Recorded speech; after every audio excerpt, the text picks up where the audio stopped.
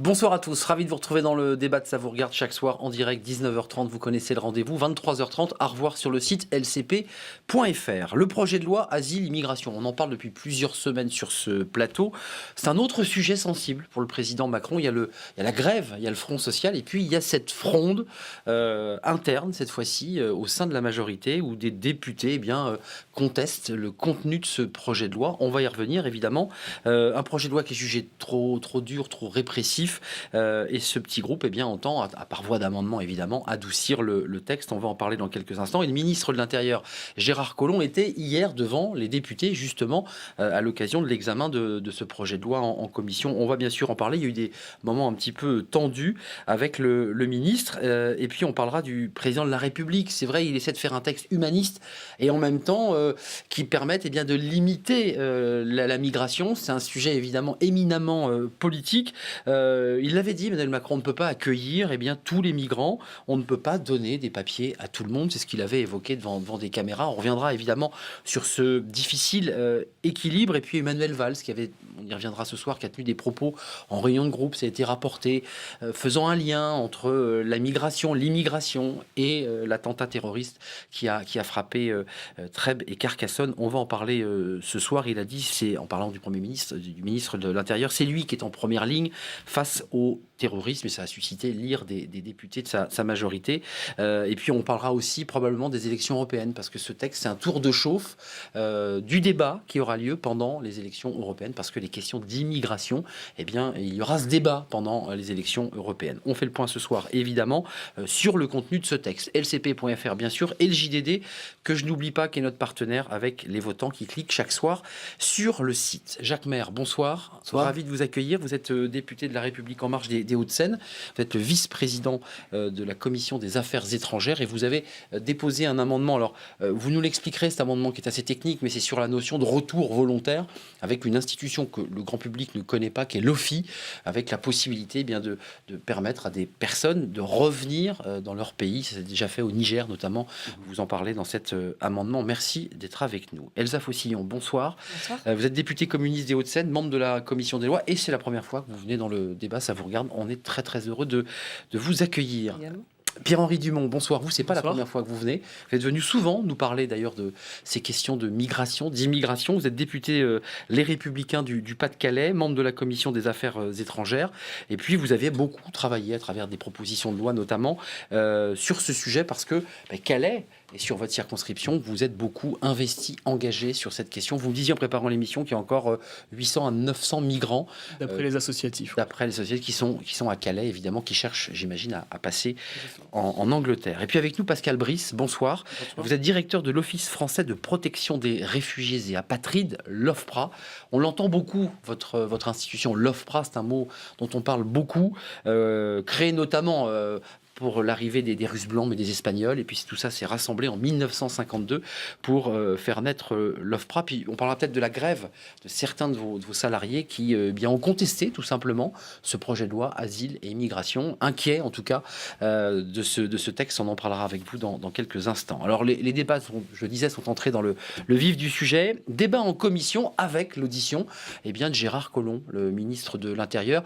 Les choses se sont pas forcément bien passées. Regardez ce sujet et des explications avec Rabika. Pendant plus de 3 heures, Gérard Collomb a une fois de plus tenté de prouver l'équilibre de ce texte. Il le répète depuis des mois, ce projet de loi est à la fois ferme et humaniste.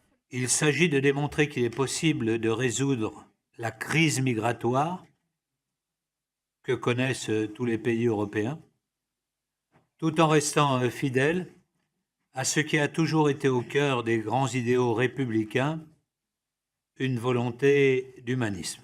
Des arguments qui ne convainquent pas la gauche. Elle dénonce les mesures répressives de ce projet de loi et notamment la réduction du délai d'appel de 30 à 15 jours pour les déboutés du droit d'asile. Autre mesure dénoncée, l'allongement de la durée en centre de rétention. Elle doublerait pour passer de 45 à 90 jours.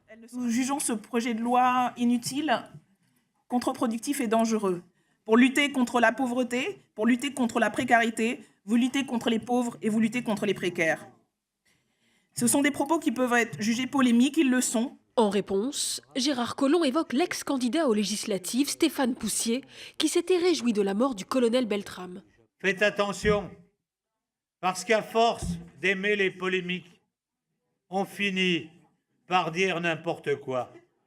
Et un de vos anciens collègues a dit, il y a juste 3 ou 4 jours, un grand n'importe quoi. Pour les Républicains, ce texte ne prend pas la mesure du défi migratoire. Les amendements déposés par la droite visent donc à durcir le projet de loi. Nous voulons, au travers d'amendements que nous défendrons, poser la question notamment du nombre d'étrangers en situation régulière dans notre pays. Pour nous, beaucoup trop élevé. Nous voulons l'instauration de quotas d'accueil. 900 amendements ont été déposés sur ce texte, dont plus de 300 par la majorité. Le projet de loi sera débattu en séance publique dès le 16 avril prochain.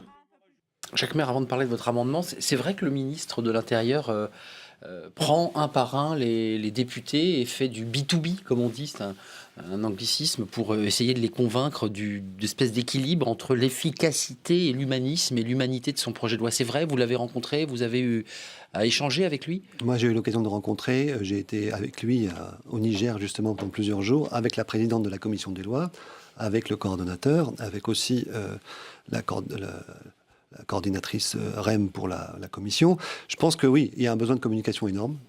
Ce texte, d'ailleurs, le sujet asile est un sujet qui est assez peu compris techniquement par les gens parce qu'on ne s'en occupe pas tous les jours. Parce que on rentre dans une complexité de procédures concurrentes, de statuts qui est absolument illisible. Et c'est vrai que quand on regarde un petit peu avec des éléments de bon sens, on est très vite sur des yaka faucons qui sont normales, du style pourquoi on n'arrive pas à renvoyer suffisamment de personnes, qu'est-ce qui justifie de mettre 14 mois pour adresser un dossier d'un demandeur d'asile, etc., etc. Donc il y a un gros travail de pédagogie, et je trouve ça très bien, moi. Vous savez, une partie du succès de M. Macron, quand il a engagé sa campagne, c'était aussi d'avoir fédéré autour de lui des députés pour avoir travaillé, y compris au sein des commissions. Là, Gérard Collomb, il prend quand même un engagement qui est assez fort, d'être présent dans tout ce débat, qui va durer tard cette nuit, qui aura lieu demain aussi. En revanche, par exemple, je n'ai pas vu le Front National. Pas un amendement a été discuté aujourd'hui, pas une présence du Front National. Donc je pense qu'effectivement, pendant longtemps, peut-être les questions migratoires ont été laissées à certaines franges de l'opinion, à certains partis. Aujourd'hui, c'est au centre du débat. À la politique politicienne, en Et là, il faut remettre de l'opérationnel, du concret dans cette discussion. Et pour ça, le fait d'avoir le ministre, c'est quand même une condition, effectivement, de... Elsa Fossillon, vous êtes dans quel état d'esprit? Parce que le ministre, dans Le Monde aujourd'hui, malgré la pédagogie des échanges en tête-à-tête avec les députés, dit globalement, je ne veux pas beaucoup toucher à ce texte. On va revenir sur les points sur lesquels il est prêt à bouger, mais globalement, il reste assez ferme quand même sur ses positions. On a remarqué qu'il n'avait pas prévu de beaucoup bouger, c'est assez clair. Mais sur la remarque de mon collègue, sur la juxtaposition qui est volontaire, je crois, sur asile et immigration, on avait vu peu de lois qui juxtaposaient à la fois la question du droit d'asile et la question des flux de migration. Mais je crois que c'est très volontaire dans cette loi qui est à la fois jugée par beaucoup comme étant inutile, dure, plus l'accent fermeté, parce que l'aspect humanisme, je vous avoue qu'on cherche en grattant, mais qui, en plus, est une loi, moi, que je juge hyper communicationnelle, parce qu'elle vient après un certain nombre de lois qui n'ont même pas eu le temps d'être évaluées. C'est d'ailleurs pour ça que le Conseil d'État a rendu l'avis d'inutilité de la loi. Et il y a la volonté, même si moi, je ne veux pas mettre d'échelle entre ceux qui feraient la demande de droit d'asile ou du titre de séjour. En revanche, ça ne relève pas de la même chose. Le droit d'asile, il est régi par des conventions entre plusieurs États, entre des engagements, alors que le Parlement, effectivement, et chaque Parlement dans les pays européens et au travers du monde peut gérer les flux de migration comme il l'entend.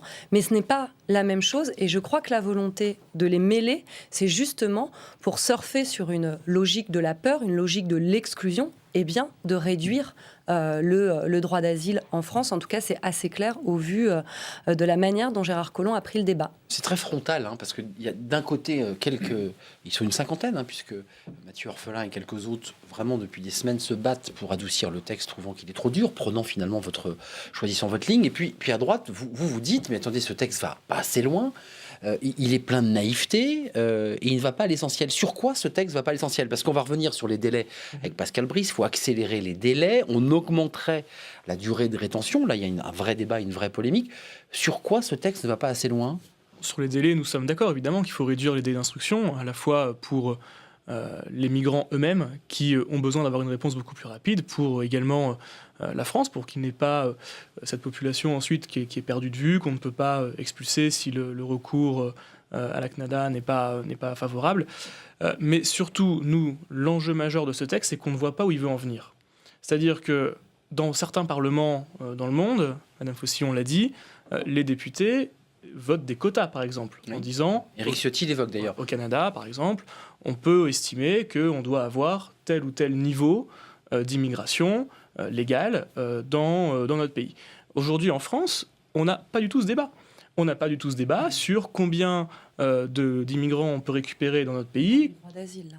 Oui, non, mais le texte mêle les deux. Le texte mêle les deux. C'est Immigration et asile. Et immigration. Et donc, la réalité, c'est que cette politique migratoire qui est menée par le gouvernement est une politique migratoire où on ne sait pas où elle va. Voilà. Et c'est ça que nous on reproche. Après, sur les mesures du droit d'asile, ce sont des mesures qui sont principalement techniques et qui sont plutôt orientées sur le droit d'asile, en effet, que sur l'immigration. C'est d'ailleurs pour ça que, en réalité, c'est plus un texte qui est un texte droit d'asile qu'un texte purement d'immigration. Et on espère avoir ce débat sur l'immigration de façon un peu plus globale dans les prochains mois pour qu'on sache enfin la vision du gouvernement et d'Emmanuel Macron sur cela, puisque aujourd'hui, ça reste somme toute très très flou. On va parler de Manuel Valls parce qu'il a eu des propos expliquant qu'il fallait soutenir le ministre de l'Intérieur dans ce moment très politique, dit-il, qui s'ouvre, qui est un moment de responsabilité. C'est ce qu'il a évoqué pendant votre réunion de groupe. Il est allé plus loin en disant des choses simples. Je me tourne vers vous parce que c'est un sujet éminemment technique. Vous allez nous décrypter peut-être le parcours du migrant, celui qui pose le pied sur notre territoire. Mais Manuel Valls dit les Français ne comprennent pas pourquoi on ne parvient pas à faire beaucoup de reconduites à la frontière. Et il explique que c'est un passif du gouvernement Hollande. Il explique qu'il faut aller plus loin. Vous, à l'OFPRA, qu'est-ce que vous dites ? Vous attendez, j'imagine, impatiemment que les législateurs fassent la loi et qu'on vous donne de nouvelles règles du jeu ? Parce que c'est un peu ça, finalement. Oui, ce qui importe du point de vue de l'OFPRA, qui sera l'une des administrations qui mettra en œuvre ce que les parlementaires ici présents auront décidé, c'est au fond que soit mieux garanti ce que notre Constitution prévoit, qui est que tout étranger présent sur le territoire national qui souhaite demander l'asile puisse le faire. Et puisse le faire dans de bonnes conditions. D'abord de plein respect des critères de l'application du droit d'asile et dans des conditions de plus grande rapidité. Et ceci tout au long de la procédure. Et du point de vue de l'OFPRA, évidemment, nous nous réjouissons beaucoup de ce que le débat démocratique s'empare de ces questions-là. Et on voit bien que les parlementaires ont engagé la discussion avec le gouvernement sur notamment ce qui se passe avant l'OFPRA. Où d'ores et déjà des dysfonctionnements apparaissent, notamment au niveau européen, mais également dans les délais que les personnes mettent avant de demander l'asile pour accéder aux préfectures. Délais qui sont longs parce que quoi ? On n'a pas l'information, on ne sait pas où aller, c'est ça ? C'est très concret ? À l'heure actuelle, il y a un défaut d'information, il y a un manque de moyens dans les préfectures, et puis la nécessité pour l'OFPRA d'aller plus loin encore dans la réduction des délais que nous avons engagés. Vous savez qu'à l'OFPRA aujourd'hui, c'est 3 ou 4 mois en moyenne pour décider. C'était 7 à 8 mois il y a encore 2 ans, parce que l'OFPRA s'est modernisé, a été consolidé. Il faut aller plus loin, mais évidemment dans le strict respect des droits des demandeurs et de la qualité de l'instruction. Et c'est évidemment pour l'OFPRA ce qui est tout à fait essentiel et ce qui sera essentiel dans la mise en œuvre de ce qui sera décidé par le Parlement. On a un texte technique, on vient de l'entendre, et on a en même temps des réactions de Français dans vos circonscriptions, et dans toutes vos circonscriptions, qui disent « mais comment se fait-il ? Il y a des mesures d'éloignement ou de renvoi, ça ne se fait pas, on ne comprend pas ». Qu'est-ce que vous leur dites à ces Français ? Ce texte va tout régler, on va régler le problème avec cette loi ? D'abord, ce texte a pour vocation de rendre plus efficace le processus d'instruction, sa rapidité, et de permettre aussi d'augmenter la possibilité de retour de personnes qui n'auraient pas obtenu le statut au bout des 6 mois de la procédure durée moyenne. Bon. Aujourd'hui, quand même, on n'est pas sur cette durée-là. Et aujourd'hui, c'est vrai que le taux de reconduite, il est relativement faible. Et il est faible pour des raisons qui sont absolument évidentes. C'est-à-dire que c'est pas évident, il faut avoir la personne sous la main, et puis il faut avoir aussi le laissez-passer consulaire.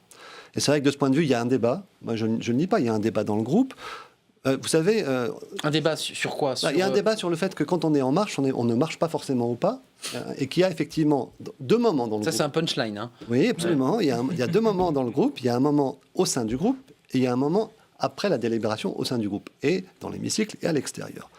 Et moi, je crois que plus effectivement on a ce débat sans phare et sans contrainte au sein du groupe, plus on a la capacité à faire les bons arbitrages et à être homogène à l'extérieur du groupe. Donc personne ne se plaint de l'existence du débat au sein du groupe. Oui. Sur ce sujet-là... Sauf quelques députés, je pense à Mathieu Orphelin, je pense à quelques autres. Il ne se plaint pas de l'existence du débat. Non, il souhaite que le ministre amoindrisse certains éléments. On va les spécifier, mais la rétention des mineurs, lorsqu'une femme est accompagnée de son enfant, il y a eu des mineurs qui ont été envoyés dans des centres de rétention. La question des délais de 90 jours qui est évoquée dans les centres de rétention, certains disent ça sert à rien. Vous êtes sur quelle ligne? Vous dites c'est utile, c'est 90 jours ou pas? On est sur une ligne qui est de dire il faut globalement tenir un peu la promesse. La promesse, elle est double. Promesse vis-à-vis de la personne qui demande l'asile, si elle a droit à ce statut dans des conditions d'examen qui soient absolument rigoureux, eh ben, elle doit l'avoir, avec ensuite des conditions d'insertion qui sont importantes. Et c'est pas évident.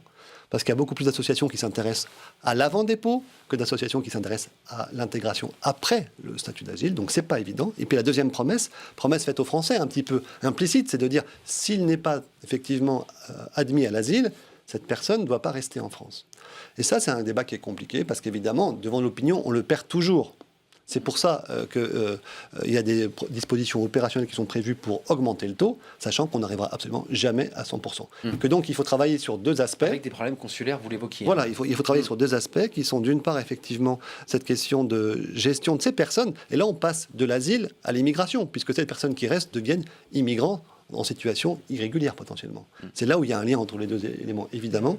Et le deuxième aspect, effectivement, qui d'ailleurs, de mon point de vue, était très, très insuffisamment marqué, c'est que cette loi asile est une brique, une simple brique qui n'adresse pas les sujets européens et de convergence, qui n'adresse pas non plus les sujets de pays tiers. On va entendre Dublin dans quelques instants. Et il va falloir effectivement montrer que la performance d'un système de migration va bien au-delà de ce texte opérationnel. Et le ministre, d'ailleurs, s'est engagé à poursuivre le débat par d'autres textes le moment venu. Elsa Faucillon, sur les éléments, par exemple, que je parle de la majorité de députés non turbulents, mais qui s'intéressent au texte de près, qui évoquent la réduction de ce délai en centre de rétention, le délit de solidarité, qui est un vrai sujet qui est posé pour ceux qui aident les migrants, notamment, les enfants en centre de rétention. Les enfants en centre de rétention. Sur ça, c'est quel des point propositions qu'on va faire. Mais je trouve vous que aussi, vous les faites, parce que ça, ce sont des députés de la majorité qui les font. Bien sûr. Et il faut dire que, quand même, rappelons que l'opposition à ce texte, il n'est pas simplement... Parce que tout à l'heure, vous avez parlé d'opposition interne. Il y a une opposition forte, y compris chez d'autres députés, et notamment chez les députés communistes, insoumis, Nouvelle Gauche. Mais il y a une opposition très forte, y compris d'organisations et d'associations qui s'occupent de l'accueil des migrants et de la solidarité. Et qui font pression sur les députés. Et qu'on rencontre et avec qui on discute parce qu'ils connaissent la réalité. Mais pour les gens qui nous regardent quand même, parce que là, vous n'arrêtez pas de dire que c'est technique, que c'est compliqué, etc. Moi, je trouve qu'il faut l'avoir, le débat public, avec la population.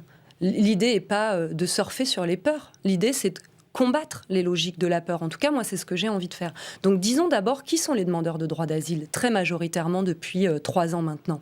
C'est les Syriens qui sont arrivés en grand nombre. C'est une majorité de Syriens qui demandent... Ils sont arrêtés en Allemagne aussi. Qui demandent le droit d'asile.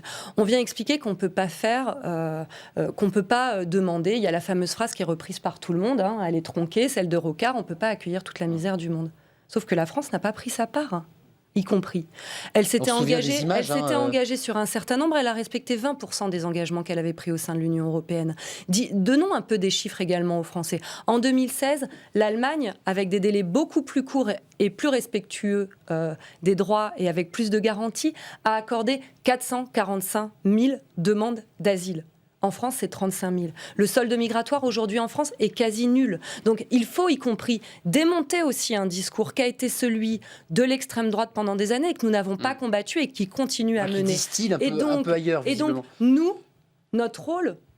Moi, je suis une députée communiste, mais je me sens démocrate, je me sens républicaine et il faut lutter contre ce discours parce que, je le répète, ne pas lutter contre... Au bout d'un moment, de toute façon, et on l'a vu au travers des dernières élections, les citoyens préfèrent toujours l'original à la copie. Donc il faut démonter les discours d'extrême droite, les discours xénophobes, les discours racistes, et ramener à la réalité. Il n'y a pas d'invasion migratoire, il n'y a pas d'ailleurs de crise migratoire. Pour le moment, on est plutôt confronté à une crise de l'accueil de la migration. C'est ce que dit Pascal Brice d'ailleurs sur le chiffre des 100 000 demandeurs d'asile, un peu plus d'ailleurs. Vous l'évoquez. Juste, vous êtes avec nous sur ce plateau, c'est passionnant parce que il y a deux sujets que vous soulevez. On se souvient de ces images. C'est à Munich, je crois, où les bus de l'OFPRA ouvraient grand leurs portes pour que les migrants viennent rejoindre la France. Et ces bus sont partis vides ou presque, pendant que les Allemands accueillaient à bras ouverts ces migrants. Ça a été d'abord un premier contraste. Et puis en effet, en deuxième temps, on a vu que les Allemands prenaient une part plus grande. Comment vous le regardez? Parce que vous souriez, cette image avait fait contraste. Je souris parce que ce sont des souvenirs très précis que j'ai de ces jeunes femmes allemandes dans un hall des expositions à Munich avec des lits partout, avec des réfugiés qui arrivaient par dizaines de milliers chaque jour et qui lavaient les pieds de petites Syriennes. C'est d'où mon sourire, parce que ce sont toute cette crise de l'asile que nous avons vécue depuis 3 ou 4 ans. Oui, la France n'a jamais été au cœur de cette crise de l'asile. Mais oui, la France s'interroge, les Français s'interrogent, les parlementaires en sont les porteurs, sur la manière dont notre pays doit pouvoir respecter ses engagements internationaux, ses valeurs, ses principes constitutionnels. En le disant comme ça, vous dites on ne les respecte pas finalement. On est sorti un peu du cadre. D'un point de vue de l'une des administrations en charge de mettre en œuvre tout cela, je crois en effet que l'enjeu pour nous est que les législateurs disent le droit dans le cadre des engagements internationaux du pays et de la Constitution. Et qu'il revient à l'État et à l'ensemble des acteurs administratifs et non administratifs de mettre en œuvre, oui, pleinement le droit. Et nous avons encore des progrès à faire. Nous savons qu'aujourd'hui, sur certaines parties du territoire, l'accès à la demande d'asile est compliqué. Nous savons que ça prend trop de temps. Nous savons que la politique d'intégration, l'un de vos collègues a fait des propositions de celles et ceux qui ont le droit d'asile est encore défaillante. Donc oui, je ne suis pas dans le masochisme, ce n'est pas l'administration qui est en charge de tout cela qui peut l'être. Ce pays est un grand pays d'accueil, mais oui, nous avons des progrès à faire et nous pourrons le faire en application de la loi qui sera adoptée par les parlementaires, mais également en faisant évoluer le système européen qui est très défaillant. Ça, vous le souhaitez, un OFPRA européen finalement? Un OFPRA européen. Le président de la République a évoqué cette perspective, de manière à ce que l'on cesse de vivre ces dysfonctionnements qui pèsent sur les demandeurs d'asile, sur les élus locaux notamment, sur les travailleurs sociaux qui les accompagnent et sur les administrations. On va avoir un militant d'un collectif qui justement, vous évoquez les associations qui accueillent, qui essaient de les aider tant sur les démarches que tout simplement pour les faire vivre au quotidien, parce que c'est un vrai sujet. Juste sur l'Allemagne, parce que Pierre-Henri Dumont, on va fermer cette page, mais on lit quand même aussi que les Allemands ont eu une forme d'accueil extrêmement généreux avec cette image que vous avez en tête, mais un peu de cynisme aussi, parce qu'après tout, les Allemands ont fait travailler ces personnes, ils ont trouvé une place dans la société allemande, ils ont développé leur économie aussi. Sur l'Allemagne, en effet, il y a une immigration de travail, l'Allemagne a besoin, parce qu'ils ont un solde naturel négatif, ou presque, avec très peu d'enfants par femme, comparativement aux autres pays. Et la France Non, mais l'immigration du travail en France est extrêmement faible, c'est à peu près 10% de l'immigration. Et de la même façon, si on veut... c'est pas des migrants économiques, ce dont je parle. C'est des Syriens qui arrivaient, les Allemands les ont accueillis. Si on veut aussi remettre en contexte la question du droit d'asile. La question du droit d'asile, c'est 15% des premiers titres accordés en France sont des droits d'asile.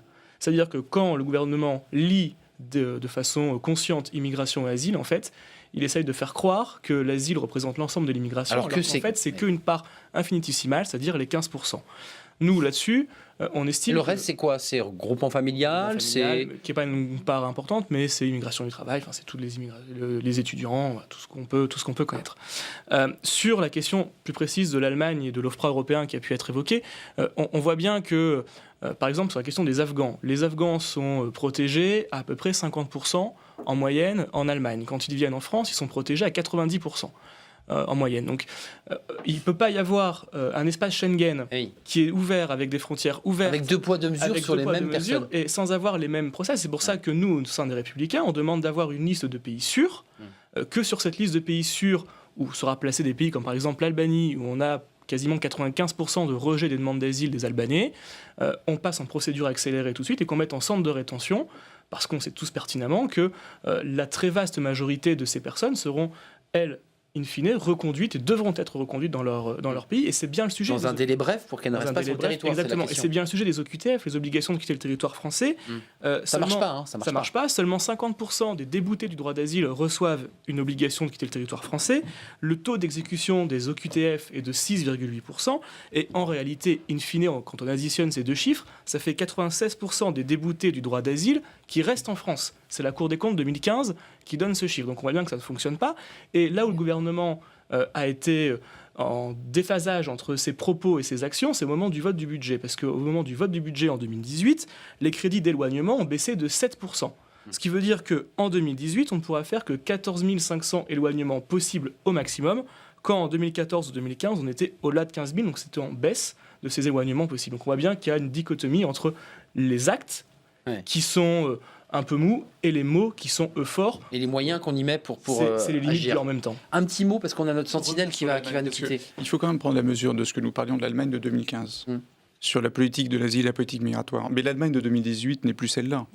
Et pour moi, c'est aussi un enseignement de ce qui peut susciter l'adhésion, c'est un accueil bienveillant, mais aussi organisé et maîtrisé. Et c'est comme cela que l'on peut, je crois, en application de la loi, avancer dans l'accueil des réfugiés dans notre pays. Vous les voyez, enfin en tout cas vous en êtes le responsable, ces migrants qui expliquent qu'ils sont mal accueillis en France, souvent maltraités par la police. On se souvient de témoignages à Calais, avec des dépôts de plaintes d'associations d'ailleurs qui avaient attaqué la police pour destruction de tentes. Enfin c'est compliqué parce que ça vous avez dû le vivre aussi physiquement, des personnes qui disent mais nous en France c'est un pays des droits de l'homme, on y vient parce qu'il y a une espèce de mythe. Puis dans les faits, c'est pas le cas. Enfin, Vous savez, moi, je me méfie toujours, et je ne mets pas cela pour vous, mais et du masochisme, parce que j'entends un peu tout cela, toujours, nous sommes un grand pays d'accueil. Tous, les Français, leurs élus, les administrations, les associations. Et puis, il y a les dysfonctionnements dont vous parlez, dont je parlais, dont les élus en parlaient, qui font qu'il faut absolument améliorer le système. Mais ne soyons pas non plus dans la négation de ce que ce pays est capable de faire. Je vous donne tout de suite la parole, mais on a une sentinelle qui va nous quitter, j'imagine, pour des raisons liées à son activité associative. David est avec nous, il est membre du collectif Citoyens solidaires en faveur des migrants et vice-président de la LDH, qui est intervenu, qui a fait des communiqués, d'ailleurs, la LDH nationale sur ce texte, LDH de Quimper. Vous situez où, vous, par rapport à ce texte? Vous êtes inquiet parce que c'est vrai que votre association LDH était très très remontée contre ce texte jugé répressif. Qu'est-ce qui vous choque fondamentalement dans ce projet de loi? En fait, beaucoup de choses. La principale problématique, c'est qu'on voit sur le terrain déjà que l'accès au droit d'asile pour les personnes est déjà très très difficile. C'est vraiment un parcours du combattant actuellement. On aurait l'impression, nous aujourd'hui, qu'il faudrait améliorer les choses, qu'il faudrait corriger beaucoup de dysfonctionnements. Et là, ce projet de loi, il nous donne l'impression que, au contraire, on va rajouter des barrières. Moi, je vois tous les jours des gens dont les droits ne sont pas respectés, concrètement, des personnes qui n'arrivent pas à faire traduire leur texte pour l'OFPRA, qui n'arrivent pas à accéder aux préfectures, qui n'arrivent pas à accéder à leurs rendez-vous. Quasiment tous les jours, on constate que certains droits. Concrètement, ils n'y arrivent pas parce que le bâtiment est trop loin, parce qu'il y a la barrière de la langue, parce que...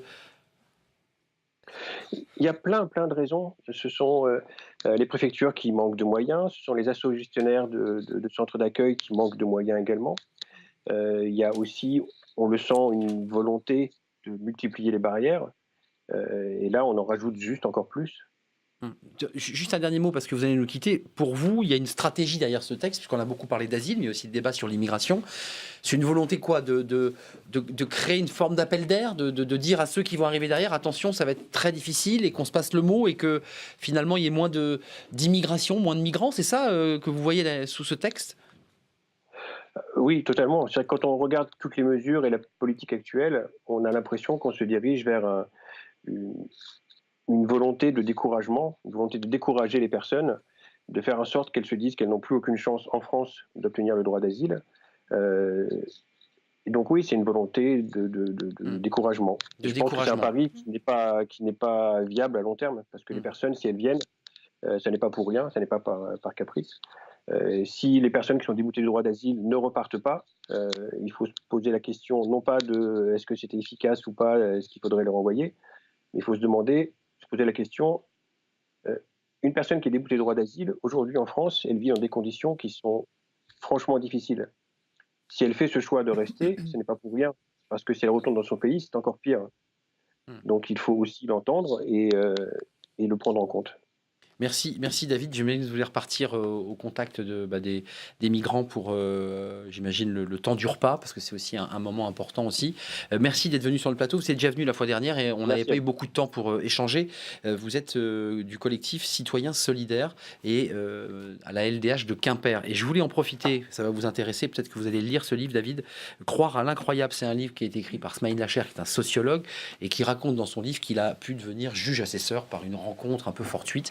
Et il est devenu juge assesseur, édition Gallimard, à la Cour nationale du droit d'asile, parce qu'il faut le savoir, une fois que l'OFPRA a dit non, il y a encore une possibilité de recours par cette Cour nationale avec des juges qui vont trancher sur est-ce que l'histoire racontée par le migrant est juste, est-ce qu'elle est bonne, si elle est juste, il peut... Crédible. Crédible. Et sinon, il est donc débouté de son droit d'asile. Regardez cette Elsa Fossé.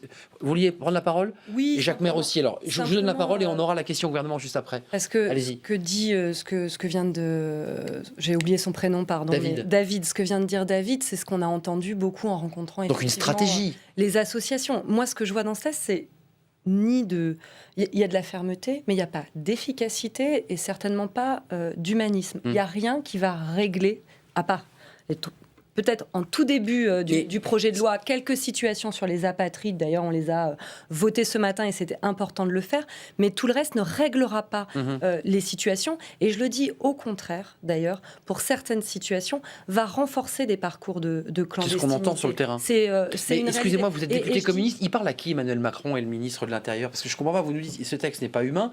Mais en même temps, j'imagine qu'il parle à des électeurs qui disent après tout, ce texte c'est pas mal, parce que c'est pas tout le groupe des marcheurs qui s'oppose au texte. Il y a une partie qui trouve que ce texte, je pense notamment à la députée des Alpes-Maritimes, qui était l'ancienne assistante parlementaire de Madame Tabarot, qui est aujourd'hui chez les marcheurs, qui dans les colonnes du Monde dit mais moi mes électeurs, on est une zone frontalière, c'est très compliqué, on voit cette immigration, c'est complexe.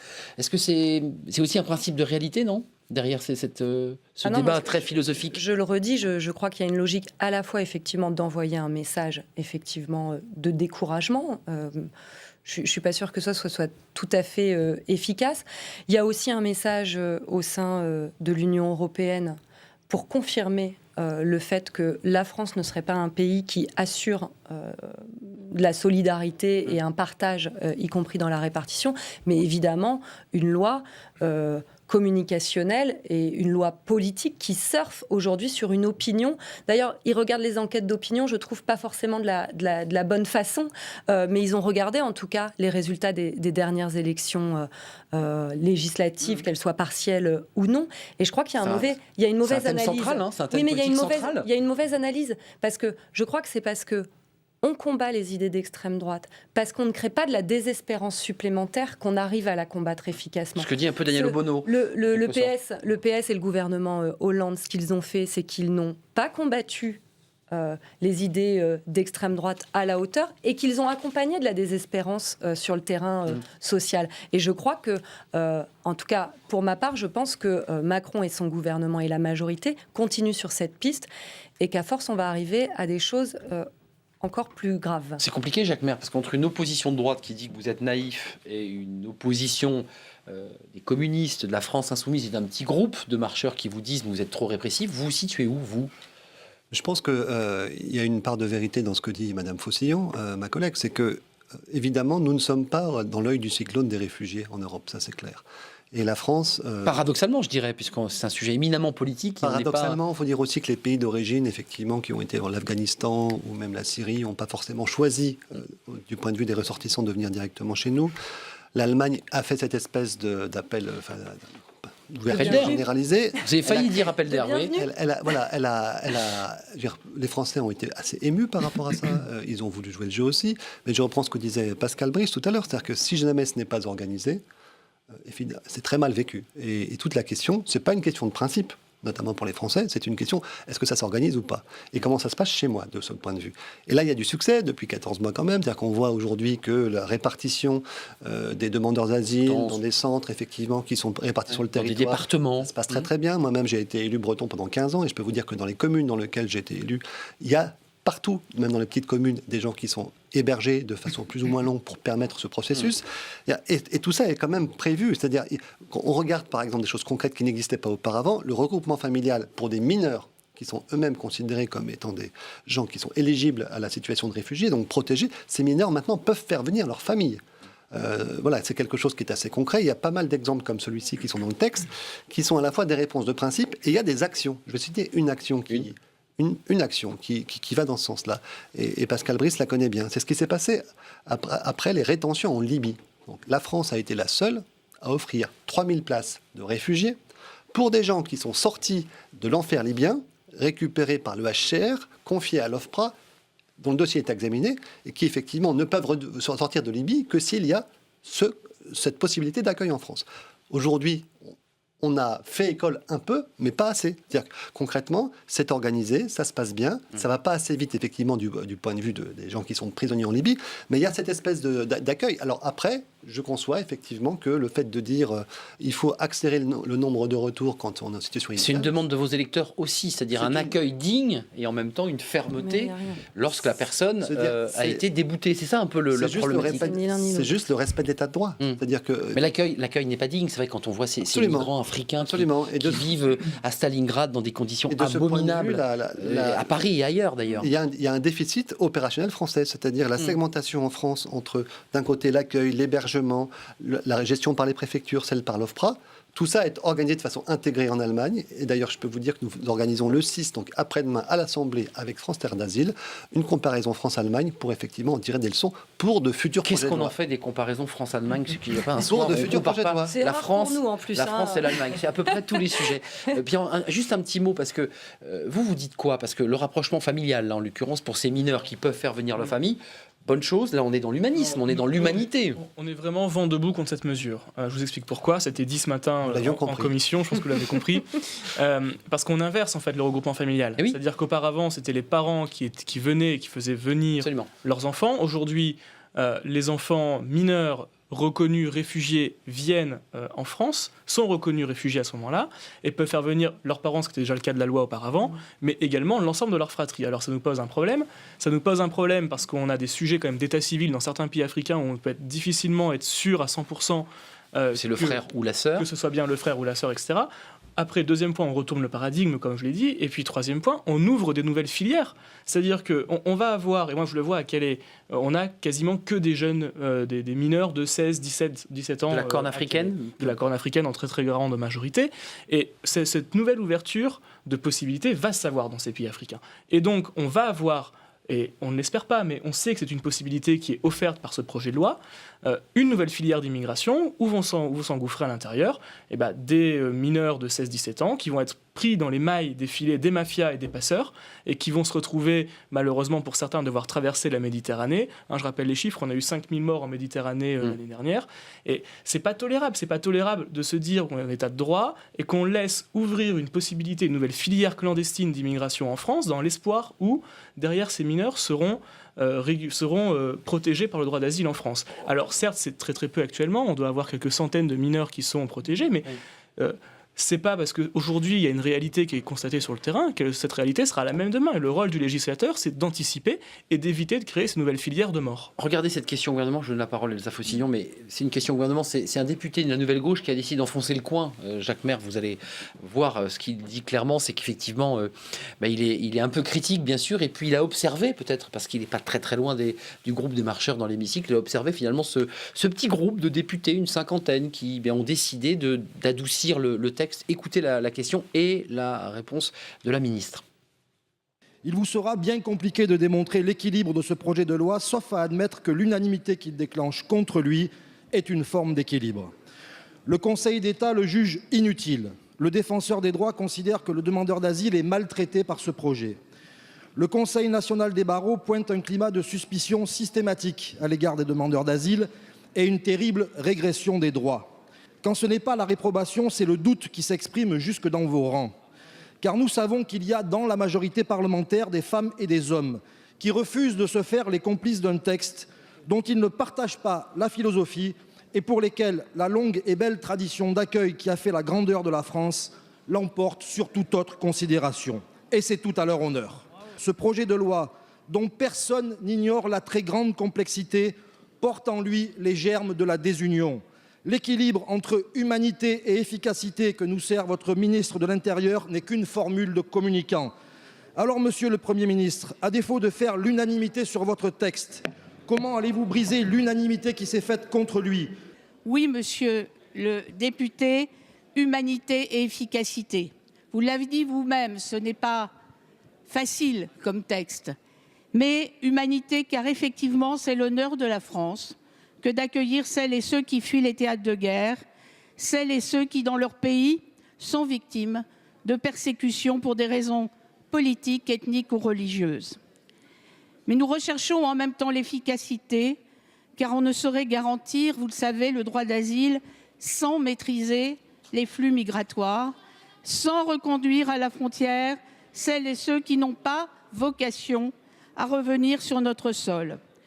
Pascal Brice, espèce de juste équilibre qu'essaie de tenir le gouvernement dans un discours. Alors, Elsa Foussillon dit que c'est de la communication, que c'est finalement ce sont des mots.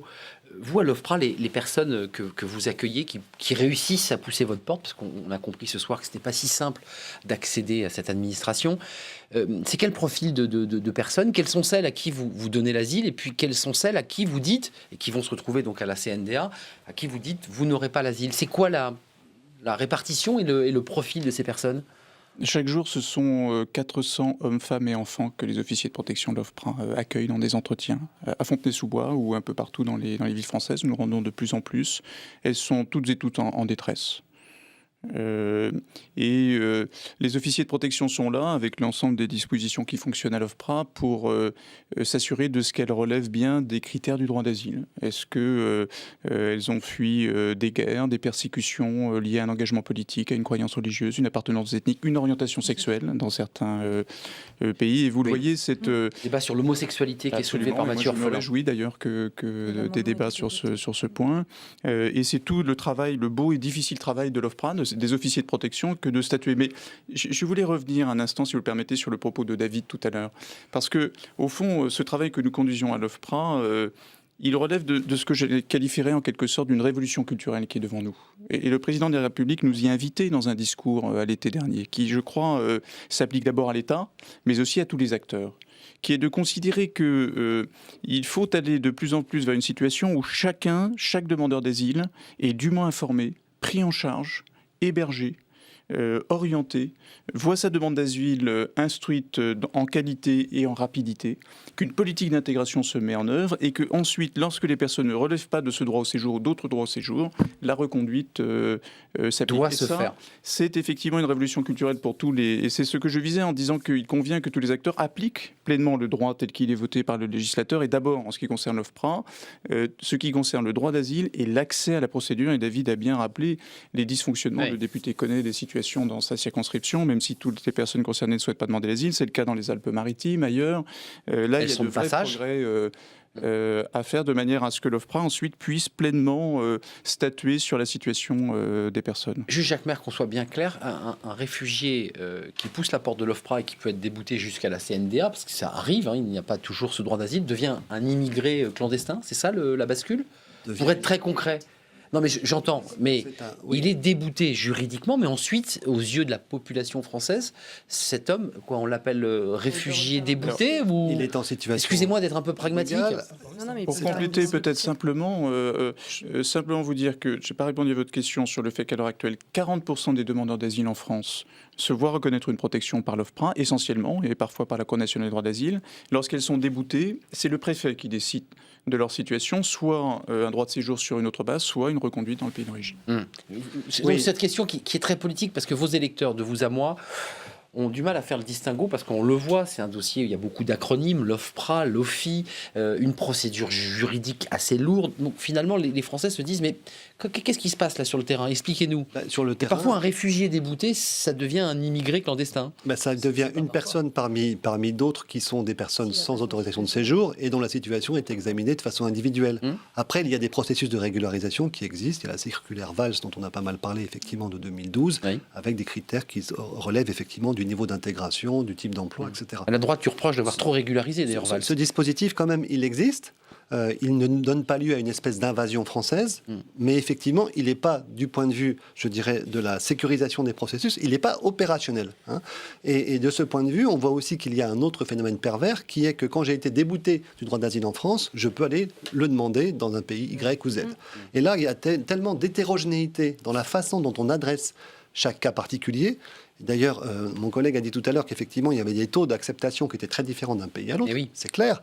Tant que ces taux sont différents... Encore une fois, il faut harmoniser ce travail européen. Il n'y aura pas de reconnaissance mutuelle. Bien sûr. Et les pays qui subissent une espèce de migration, je dirais, désorganisée, non solidaire comme l'Italie, avec effectivement des blocages aux frontières françaises, ils le payent cash ensuite sur le plan, je dirais, politique et électoral. Hein. Renzi est parti. Donc on doit organiser cela de façon opérationnelle, même si ce n'est pas de la poésie. Et cette projet de loi est un premier pas, évidemment. Regardez ce sujet, c'est très court, c'est sur les affections, je donne la parole, mais c'est le débat qui anime, notamment sur la durée de rétention, parce qu'on n'y est pas revenu ce soir dans le débat, mais ça a du sens, ça cristallise les oppositions. Faut-il augmenter cette durée de rétention? Quel sens ça a? Et il y a véritablement un vrai débat à l'intérieur de votre majorité, notamment sur ce point. Regardez ce sujet réalisé par Stéphanie Despierres. Ils sont au moins une trentaine de députés En Marche, pas encore convaincus par Gérard Collomb. Ils ont déposé des dizaines d'amendements sur le projet de loi Asile et Immigration. Un texte trop répressif à leur goût. Principal désaccord, l'allongement de la durée de rétention de 45 à 90 jours, voire 135 en cas d'obstruction. Nous portons un amendement qui vise à maintenir à 45 jours et à rendre possible l'extension à 90 jours sous conditions liées notamment au fait que, par exemple, des personnes refusent de monter dans l'avion pour être conduites, des choses très précises. Hier en commission, le ministre de l'Intérieur a semblé ouvrir la porte à un assouplissement du projet de loi sur la durée de rétention. Mais plusieurs députés En Marche ont d'autres sujets d'inquiétude. La réduction des délais de recours pour les déboutés du droit d'asile, la définition du délit de solidarité, le sort des mineurs. En décembre déjà, la députée Sonia Crémy avait violemment pris à partie Gérard Collomb pendant les questions d'actualité au gouvernement. Elle estime toujours que ce projet de loi est inutile. Aujourd'hui, on se retrouve avec une loi qui n'aborde pas des sujets de fond et en revanche qui donne un signal très très mauvais. Et moi, je ne souhaite pas que dans 100 ans ou dans 200 ans, on parle de la France comme un pays qui n'a pas su accueillir. Ce groupe de députés, pas vraiment godillot, entend bien ferrailler avec le gouvernement pour faire évoluer le texte. L'histoire, elle peut bien s'écrire sur ce projet de loi. Je ne dis pas que ça va être simple, mais il faut mettre toute son énergie là-dessus. C'est le débat parlementaire de permettre de faire progresser le texte, de le rééquilibrer. Pour le moment, ces députés En Marche refusent de dire s'ils voteront contre le projet de loi. Ils attendent les débats en commission, puis dans l'hémicycle. Voilà, Mathieu Orphelin, puisqu'on parlait des fameux pays sûrs, parce qu'il y a aussi une liste des pays sûrs, évoque que parmi les pays dits sûrs, eh bien, il y a des pays, 3 notamment, qui pénalisent l'homosexualité. C'est un point sur lequel il va déposer des amendements pour éviter que ces pays soient considérés comme sûrs. Ça vous a choqué l'amalgame immigration, terrorisme? Elsa Faustillon, vous allez parler, mais cet amalgame fait par Manuel Valls, ancien ministre et ancien Premier ministre, ministre de l'Intérieur et Premier ministre, qui, d'une phrase un peu alambiquée pendant votre réunion de groupe, s'est dit attention, on est à un moment de notre histoire, il faut être très très vigilant. Ça vous a choqué? J'ai eu le sentiment que votre groupe a dit non à Manuel Valls. On se la prend dans la figure 2 jours après, ça c'est sûr. Donc il ne faut pas jouer avec ces termes, c'est complètement, je dirais, inutile. D'autre part, c'est faux. Et puis quand même, c'est un peu lié au problème du portage. C'est-à-dire qu'il y a 15 ans, quand on parlait de politique d'immigration, on avait effectivement, du point de vue de l'accès et de la sécurisation, le ministre de l'Intérieur, on avait du point de vue de l'intégration, le ministre des Affaires sociales, et on avait du point de vue de l'asile et des conditions d'accueil, on avait les affaires étrangères. Donc tout maintenant a été porté par un ministère sécuritaire. Qui incarne la police en quelque sorte. Et qui en même temps est en charge de la lutte contre le terrorisme. Et voilà, cette espèce de monopole, je dirais, d'expression, crée de la confusion. Vous êtes d'accord avec ça? Vous n'étiez pas en cette réunion de groupe? C'est pas ça qui crée de la confusion, c'est parce qu'il y avait on voulait de la confusion qu'on a chargé le ministère de l'Intérieur de s'occuper que de ce sujet. C'est un tournant sécuritaire. Oui, c'est 2013, c'est 2006 Hortefeux et c'est 2013 Hollande. Hein. C'est pas un choix de ce gouvernement. Mais la DGEF n'a pas été créée par ce gouvernement. Sauf que ce gouvernement-là, par exemple, accepte et fait le choix d'avoir le même nombre d'enfants en centre de rétention que sous l'ère Hortefeux. Ça, c'est bien un choix qui pourrait être ou non évité. C'est le cas aujourd'hui. On a eu plus de 300 enfants. Ce sont des mineurs accompagnés de leur mère ou de leur père. Ou parfois, oui, en famille. Centres de rétention, 305 l'année dernière. On est sur les mêmes courbes pour l'année 2018. Je crois que dans les députés qui ont déposé des amendements et qui sont, je ne sais pas, en dissidence, en fronde sur ce projet de loi, en tout cas, il y en a beaucoup qui ont été visiter les centres de rétention et qu'on puisse rendre compte des conditions particulièrement indignes pour des gens qui n'ont pas commis de délit, qui n'ont pas commis de crime, qui sont là, effectivement en attente d'expulsion, ou pas toujours, parfois qui sortent d'ailleurs et qui ne sont pas expulsés, mais qui n'ont pas commis de délit.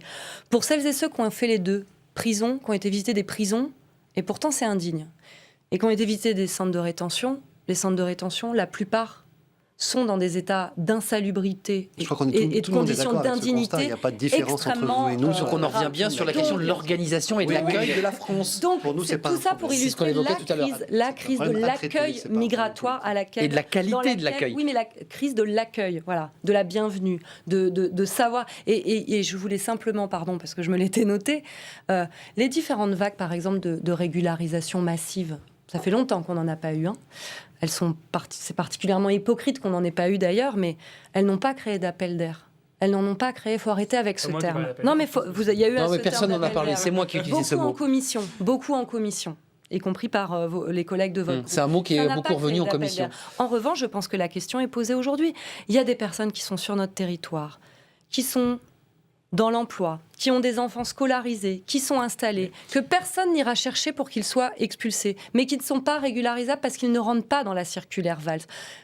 Il faut les régulariser. Pierre-Henri Dumont, une réponse, et Pascal Brice, j'avais une question pour lui. Il faut les régulariser, c'est une hypocrisie pour créer des parcours de clandestinité. Ça va alimenter les marchands de sommeil, ça va alimenter du travail dissimulé. Bien évidemment, mais c'est ça l'hypocrisie, vous avez raison d'utiliser ce mot, mais l'hypocrisie, c'est que 96% des déboutés du droit d'asile restent sur le territoire français, et qu'il faut donc augmenter drastiquement les expulsions des déboutés de droit d'asile une fois qu'ils ont terminé leur parcours de demande. Livrés à eux-mêmes à l'issue c'est ça, c'est ce qui est aujourd'hui absolument pas le cas. Alors oui, il y a des pays qui délivrent pas les laissez-passer consulaires afin de pouvoir recueillir leurs propres résidents, leurs propres nationaux. Et c'est pour ça que nous, au sein des Républicains, nous proposons d'ajuster l'aide publique au développement de ces pays dans la mesure où ils récupèrent ou pas, en quel volume, et qu'ils délivrent les laissez-passer consulaires de leurs nationaux. Parce qu'à un moment donné, on ne peut pas continuer à vouloir développer les pays et que ces pays nous crachent à la figure en refusant de reprendre leurs nationaux qui sont venus en France, qui sont déboutés, qui ne peuvent pas être protégés par... Vous écouterez l'amendement de Jacques Maire sur les retours volontaires, parce que c'est un des amendements que vous posez, notamment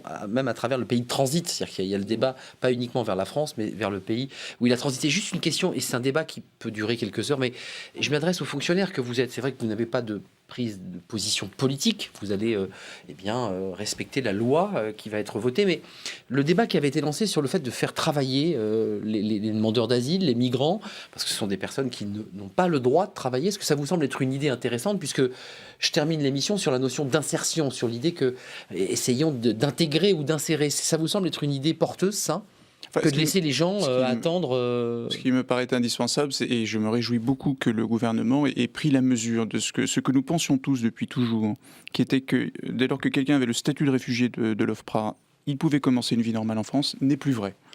Nous le savons depuis que nous avons rencontré à Calais, ce député, ou dans les campements parisiens, des gens qui ont le statut de réfugié qui sont à la rue. Donc la politique d'intégration, telle qu'elle est en débat... Donc on ne prend pas en charge ces réfugiés malgré leur statut officiel. Non, parce qu'on a toujours considéré que ça se faisait très naturellement. On en a tous les exemples. Simplement, aujourd'hui, ce sont des politiques d'intégration qui doivent se renforcer. Le gouvernement l'a prévu. Le Parlement va en débattre. Et sur la question du droit au travail, moi, je me garderai bien... Pierre-Henri Dumont, juste sur les le droit au travail, l'accès au travail. Sur les logements, par exemple, 20% des capacités de logement aujourd'hui dédiées pour les demandeurs d'asile sont tenues, entre guillemets, par des Albanais. Ils sont occupés par des Albanais. Et on sait tous très bien qu'ils n'auront pour la très large majorité, pas... Je visais les statutaires, les réfugiés protégés. Oui. Et donc, mais après, évidemment, il faut construire les centres pour les aider, pour les accompagner. Sur la filière du travail, il y a un amendement qui a été validé par la commission des affaires sociales, qui a été déposé par Richard Ferrand, votre président de groupe, qui vise à permettre de travailler dès le dépôt de la demande d'asile. Ça, c'est un point important. Et ça, pour nous, c'est quelque chose qui est intolérable. Parce que, inacceptable pour vous. C'est inacceptable, parce que ça veut dire qu'on est en train de faire de l'immigration illégale du travail. Parce que concrètement, il va se passer quoi ? Il va se passer que le migrant, qui, même s'il n'a aucune chance d'avoir l'asile en France, va arriver, va pouvoir demander l'asile, aura son récépissé de dépôt de demande d'asile et pourra dès lors travailler. Et on va créer... une sorte d'affaissement du travail français avec des salaires extrêmement bas, avec parfois en tirant les salaires vers le bas, bien sûr. Et c'est le phénomène qui s'est passé par exemple en Allemagne. Certes, nous avons des protections au sein du Code du travail, mais c'est une vraie filière d'immigration nouvelle du travail. Et une fois plus, avec les taux de reconduction dans les pays d'origine qui sont aussi faibles que les nôtres. Des niveaux d'emploi. Un mot chacun sur cette question, parce que c'est un débat en soi. Vous y êtes favorable parce qu'il y a un débat sur l'idée qu'il y a un travail illégal mené par un certain nombre de personnes qui sont à la rue. Ça permettrait de régulariser un certain nombre de travail. C'est un ensemble. Il y a à la fois une réduction du délai. C'est 6 mois, c'est pas 1 an, c'est pas 15 mois. Pendant 6 mois, effectivement, on peut travailler, on peut aussi se former. Il y a eu des amendements sur la formation, c'est-à-dire qu'il faut les cours de français. Et que ça permette effectivement... Il y a un Ferrand qui veut dire 0 mois. Effectivement, ça permet... on voit effectivement qu'il y a le mot filière. Il n'y a pas le mot d'appel d'air, mais filière pour les mineurs quand ils sont susceptibles, alors qu'eux-mêmes sont en danger de mort, de créer un appel d'air par rapport à la famille, filière par rapport à des gens qui commencent à travailler. Et d'ailleurs, dont c'était... Vous êtes sur le vocabulaire. Voilà, ouais. donc je pense qu'au bout d'un moment, il faut être dans le rationnel. Il y a très peu d'enfants qui sont concernés. Ces gens qui passent, effectivement, oui, si jamais ça explose, rien ne peut... Ça va anticiper, nous sommes législateurs. Justement, rien n'oppose effectivement. Il y a un amendement pour faire en sorte que dans 3 ans, cette loi soit revue dans les conditions d'exécution de cette loi pour savoir si oui ou non ça correspond aux besoins. Donc tout ça, effectivement, l'immigration, c'est pas une fois pour toutes. Elsa Faucillon, dernier mot, vraiment, le vrai. S'il y a un mot de la fin, moi en tout cas, je n'ai pas envie de penser la politique migratoire uniquement en termes de suspicion et de peur. Je rappelle un chiffre, c'est les 30 000 morts en Méditerranée depuis les années 2000. Moi, j'ai envie de penser à la fois qu'il n'y a pas aujourd'hui d'invasion migratoire, les chiffres le disent, il n'y a pas cette invasion. À la fois, nous allons avoir des questions migratoires à traiter par la suite, notamment climatiques. Il faut penser le monde de demain. Et le monde de demain, il se pense en pensant l'accueil aujourd'hui, et on n'est pas digne de ça dans notre pays aujourd'hui, et donc on ne pense pas l'avenir. Pascal Brice, avant de nous quitter, vous êtes un homme inquiet là de la situation qui arrive, puisqu'on évoque cette loi qui est une loi évidemment qui crée le débat, et puis aussi ces réfugiés climatiques. On a le sentiment quand même que ce sujet n'est pas derrière nous, mais devant nous. Vous savez, notre métier ne nous autorise pas à être inquiets. Nous sommes avec les officiers de protection dans les convulsions du monde en permanence. Et donc nous sommes mobilisés, nous appliquerons la loi d'une manière qui sera totalement respectueuse des droits des demandeurs et de manière à ce que cet accueil des réfugiés vive pleinement dans ce pays. Donc une inquiétude non, mais nous sommes pleinement mobilisés pour exercer cette mission. Merci Pascal Brice, c'était à la tête de l'OFPRA. Il y a un site internet pour ceux qui nous regardent, c'est intéressant. Merci à Elsa Faucillon, vous êtes députée communiste des Hauts-de-Seine. Merci à Jacques Maire, député de La République En Marche des Hauts-de-Seine aussi. Voilà, vous êtes 2 députés des Hauts-de-Seine. J'avais une hésitation, vous avez vu. Et merci à Pierre-Henri Dumont, député des Républicains du Pas-de-Calais. Merci, le débat est en commission, il y arrivera dans l'hémicycle. Puis demain, vous allez voir, on est très raccord avec le débat de ce soir. On s'intéresse à la Syrie, parce qu'il s'est passé beaucoup de choses. La rencontre Erdogan-Poutine, la position de Donald Trump, et puis le rôle de nos forces spéciales françaises. Alors elles iront au sol, elles iront du côté des Kurdes. C'était des questions importantes évidemment. On en parlera demain soir sur ce plateau. Merci, à demain.